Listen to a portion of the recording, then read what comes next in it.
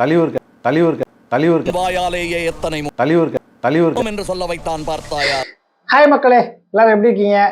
S, robin tax கொஞ்சம் வித்தியாசமாக green mat போட்டு ட்ரை பண்ணலாமே அப்படின்னா எஸ், நம்ம கிட்டத்தட்ட ஒரு கடைசியாக நான் விவேகம் படத்தோட ரிவ்யூ பார்த்தது. அதுக்கப்புறம் நண்பர்கள்லாம் சொல்ல போய் சரி போய் தொலையுதே அப்படின்ட்டு பார்த்தேன். சீரியஸ்லி பயங்கரமாக ஃபன் பண்ணி வச்சிருக்காப்புல மனுஷன். வேற யாரெல்லாம் நம்ம ப்ளூ சட்டை மாறின அவன் தான். ஆக்சுவலாக அவர் என்னைக்கு திருந்த போகிறது கிடையாது. முக்கியமாக நான் ஒரு விஷயம் சொல்லிடுறேன், நாம போடுற வீடியோலாம் இதெல்லாம் பார்த்து ஒட்டு திருந்தணும் அப்படின்றதுக்காக கிடையாது. ஏன்னா எல்லை கடந்து போயிட்டாங்க அப்படின்னாலே அவங்க நம்ம கூட்டி வர்றது கஷ்டம், தலைவர் சொன்ன மாதிரி. ஸோ அவங்க ஸ்டேஜ் தாண்டிட்டாங்க அப்படின்னா அவங்களுக்கான முறையான சில வகைகள் இருக்கு. அதை பற்றி நம்ம பேச வேண்டிய அவசியம் இல்லை. பட் ஆனால் நாம இங்கே பேச வேண்டியது எது அப்படின்னா பேட் இன்ஃப்ளூயன்ஸ். இனி ஒரு ஜென்ரேஷன் எந்த அளவுக்கு பேட இன்ஃப்ளூயன்ஸ் ஆகுது அப்படின்றது தெரிஞ்சுக்கிட்டு. ஏன்னா நம்ம போகிறோம், அங்கே பார்க்குறோம், அந்த வீடியோவில் ஃபுல்லாக தலைவா அவங்க ரிவ்யூ சூப்பர் அப்படி டாப் டக்கருன்னு ஒரு 100 கமெண்ட் இருக்கு தெரியுமா? அந்த 100 கமெண்ட்லையுமே போய் பார்த்தீங்கன்னா டிபியே இருக்காது. ஆனால் என்ன பண்ணுவோம், அந்த 100 கமெண்ட் 101 நம்மளால போய் கமெண்ட் பண்ணுவான் ஹான்னு. பாவம் வெள்ளந்தி நம்புறான். 100 பேர் கலாச்சிருக்காங்க நம்பியிருக்காங்க அப்படின்னா நம்ம நம்பலாமே அப்படின்னு. இங்க இதுதான் முக்கியமான ஒரு என்ன சொல்றது, நம்ம ஊர்ல ஒரு வழக்குல ஒரு ஈஸியா ஒரு விஷயம் சொல்லிட்டு இருக்காங்க ரீசெண்டா. ஹார்ட் ஒர்க்கை விட ஸ்மார்ட் ஒர்க் தான் ரொம்பவே ஈஸியா சக்சஸ்ஃபுல்லான லைஃப்க்கு லீட் பண்ணும் அப்படின்னு. முதல்ல ஸ்மார்ட் ஒர்க்னா என்ன அப்படின்றத தெரிஞ்சுக்கணும். நம்மகிட்ட ஒரு கெட்ட பழக்கம் இருக்கு.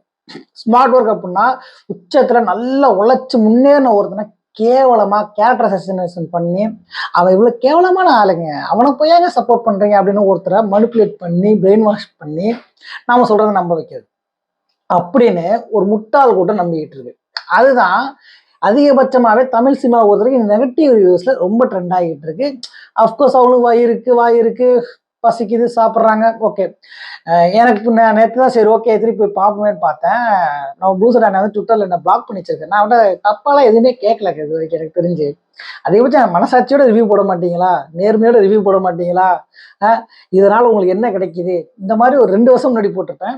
ரீசெண்டாக கூட கலாச்சி தான் போட்டிருப்பேன் 2-3 கமெண்ட்டு. அண்ணன் எடுத்த ஆண்டி இண்டியன் அப்படி இப்படி, ஆண்டின் எடுத்த உலக புகழ் டைரக்டர் அப்படி தான் போட்டிருப்பேன். சீரியஸ்லி, ஏன்னா நாம எப்படி இருக்கோமோ அதை பொறுத்து தான் நமக்கு வர்ற கமெண்ட் அமையும். என்னை பொறுத்த வரைக்கும் எனக்கு வர நெகட்டிவ் கமெண்ட்ஸ் எல்லாமே என்ன சொல்றது ஃபேக் ஐடியில தான் வரும், ஒரிஜினல் ஐடியிலேருந்து வராது. ஏன்னா ஒரிஜினல் ஐடியிலேருந்து பண்றவங்க கண்டிப்பா ஃபுல்லா பார்த்துட்டு தான் பண்ணுவாங்க. இது தப்பா இருக்கு, இது நல்லா இல்லை, இதை திருத்திக்கங்க. ஏன்னா நம்மகிட்ட ஒரு கெட்ட பழக்கம் என்னன்னா ஒருத்தரை பாராட்டுறது அப்படின்றது குறைஞ்சிருச்சு. இன்னைக்கெல்லாம் தியேட்டர்ல கை தட்டுறது அப்படின்றது குறைஞ்சிருச்சு.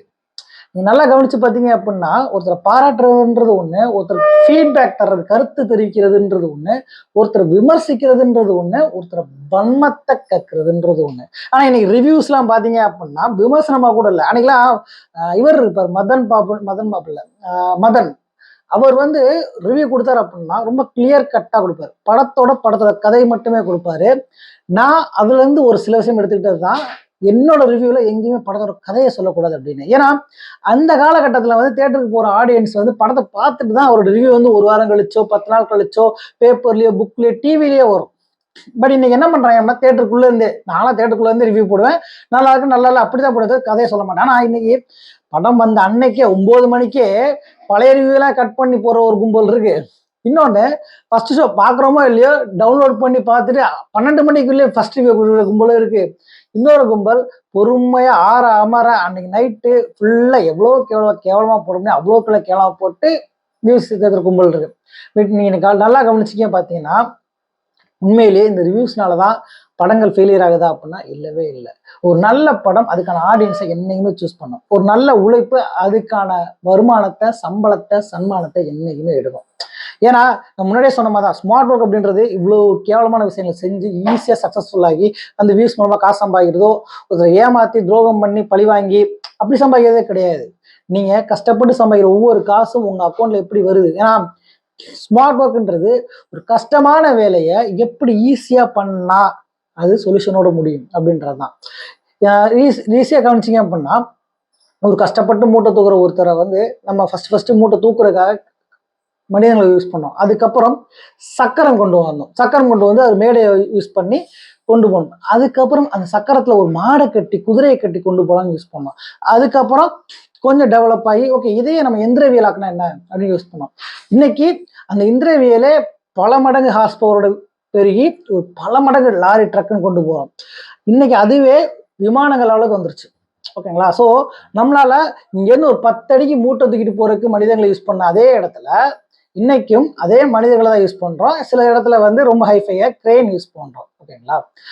பட் எந்த கட்டத்துலையுமே மூட்டை இன்னும் சும்மாவே இருக்கு, உனக்கு தானே சம்பளம் தர்றாங்க, காசு கொடுத்து வாங்குறாங்க, எந்திரிச்சு நடந்து போய் லாரியில ஏறு அப்படின்னு சொன்னீங்கன்னா அந்த மூட்டை ஏறுமா? இன்னைக்கு ஸ்மார்ட் ஒர்க்குன்னு ஒரு மிகப்பெரிய ஒரு ஜென்ரேஷன் கேப்பை ஒரு அதிகமான ஒரு ஜென்சி பிள்ளைங்கிட்ட வந்து விதைக்கிற ஒரு கேவலமான யுக்தி தான் இந்த smart work. Without hard work there is no smart work. நீங்கள் ஹார்ட் ஒர்க் பண்ணி ஒரு விஷயத்தை கற்றுக்கிட்டு இவ்வளோ விஷயம் கஷ்டப்பட்டு நம்ம பண்ணியிருக்கோம், இதை நம்ம சிம்பிளாக பண்ணால் எப்படின்னு கண்டுபிடிக்கிறோம் தெரியுமா? அதுதான் ஸ்மார்ட் ஒர்க்.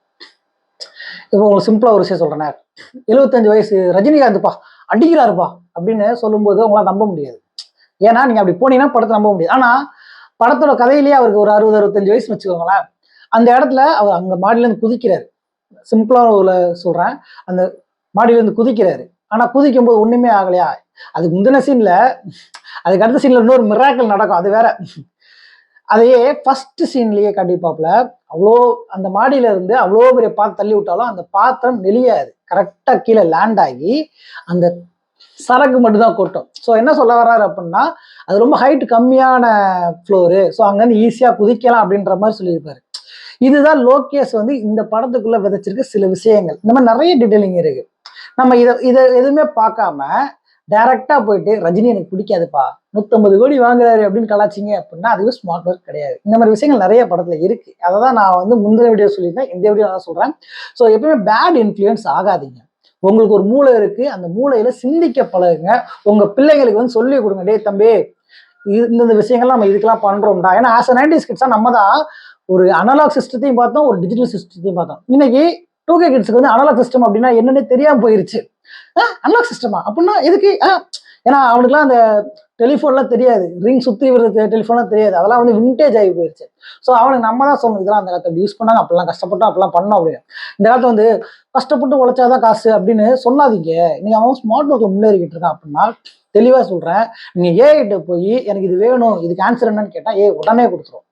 ஆனா 15 வருஷமா நீங்க படிக்கிற படிப்பு இருக்குல்ல, அதுதான் ஏஐக்கு முன்னாடியே இது எப்படி கண்டுபிடிக்கும்னு சொல்லி கொடுக்கும். 1+1 2ன்றது ஏஐ சொல்லும், அதை தட்டி விட்டா வந்துடும். ஆனா நாளைக்கு உங்க பிள்ளைகிட்ட 1+2 என்னன்னு கேட்டா 3ன்னு சொல்ல தரல அப்படின்னா அது மிகப்பெரிய விஷயம், அது ஸ்மார்ட் ஒர்க் கிடையாது. ஓகே ஏஐல தட்டினா 1+2 3 வந்துடும் அப்படின்னு சொன்னா ஸ்மார்ட் ஒர்க் கிடையாது கிடையாது கிடையாது.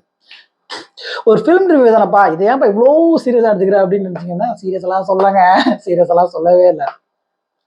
ஒரு தப்பான பேட் இன்ஃப்ளூயன்ஸ் ஆகி மனிப்புலேட் ஆகி உங்களோட லைஃப்பை தொலைச்சிடாதீங்க அப்படின்னு தான் சொல்கிறேன். ஏன்னா நமக்கு இவ்வளோ லேக் வியூ வரணும் அப்படின்னா அதுக்கு இத்தனை கமெண்ட்ஸ் வரணும், இத்தனை ஷேர் போகணும் அப்படின்றப்ப பெய்ட் ப்ரொமோஷன் பண்ணுற எல்லா இடத்துலையுமே கவனிச்சு பார்த்தீங்க அப்படின்னா அதிகப்படியான முதல் 100 கமெண்ட்டுகள் எல்லாமே ஃபேக்காக தான் இருக்கும்.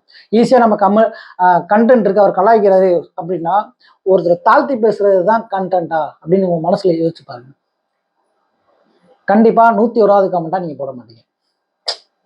படத்தோட கதையை பற்றி பேசுங்க, படத்தோட கதைக்குள்ள இருக்க விஷயத்தை பேசுங்க, சும்மா கலாய்க்கணும் அப்படின்றக்காக பேசாதீங்க. ஏன்னா இங்கே எதை பேசணும் எதை பேசக்கூடாதுன்னு நம்ம ஜென்ரேஷனுக்கு தெரியும். ஆனால் இன்னைக்கு இருக்க ஜென்ரேஷன் ஜென்சிக்கு வந்து ஒருத்தர் என்ன பேசினாலும் அவர் ஸ்டார்டமாக இருந்தால், பெரிய ஆளாக இருந்தால், வைரலான ஆளாக இருந்தால், பிரபலமாக இருந்தால் அப்படியே அக்செப்ட் பண்ணிக்கிற மைண்ட் செட்டில் ஒரு சில கூட்டத்தை உருவாக்கிட்டோம். அது உருவாக்க வேணாம் அப்படின்றக்காக இந்த வீடியோ.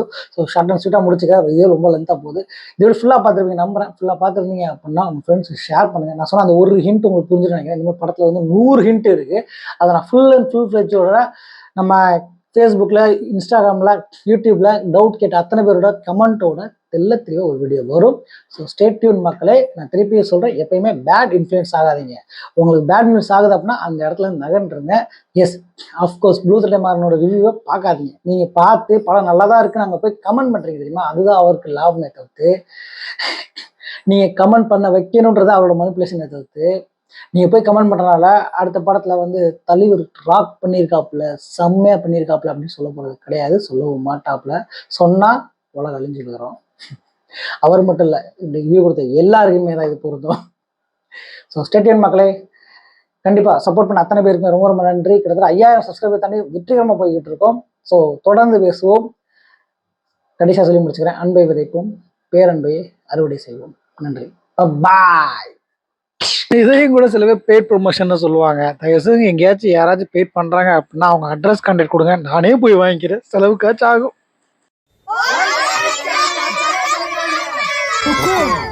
टाइगर का हुक्म।